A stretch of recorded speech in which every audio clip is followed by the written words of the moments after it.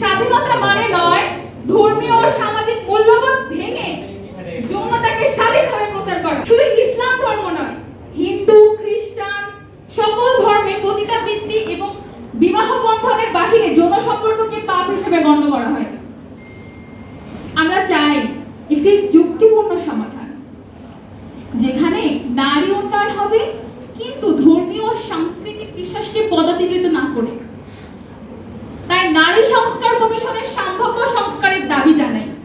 যেমন আমি বলতে চাই, সমান সম্পত্তির বদলে অন্তত প্রাপ্য অংশ নিশ্চিত করা হোক।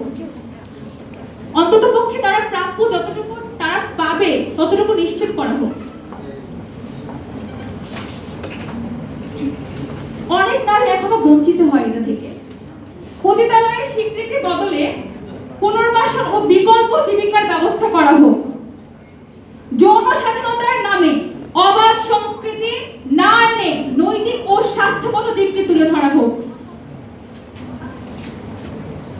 আমরা চাই একটি উন্নত, ন্যায্য এবং নিরাপদ বাংলাদেশ, যেখানে নারী ও পুরুষ পরস্পরের পরিপূরক হয়ে কাজ করবে, প্রতিদ্বন্দ্বী নয়। যেখানে নারী শক্তিশালী হবে শরীর দেখিয়ে নয়, চরিত্র, শিক্ষা ও নীতির মাধ্যমে।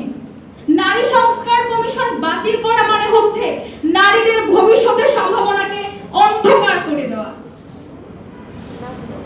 এর বদলে আমরা চাই আলিম সমাজ, সমাজবিজ্ঞানী ও বাস্তববাদীদের অংশগ্রহণে একটি ভারসাম্য